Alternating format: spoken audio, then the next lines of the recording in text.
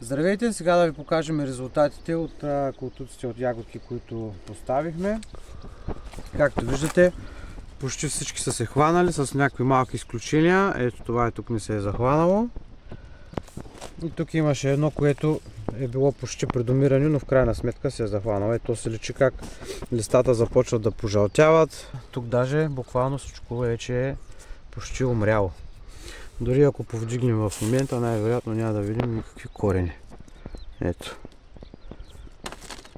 Всичко просто е загнило и умряло.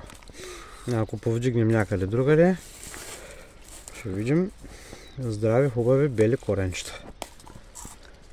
Ето.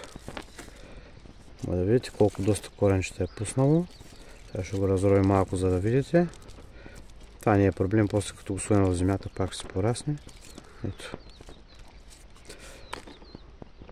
Готова ягода за засаждане.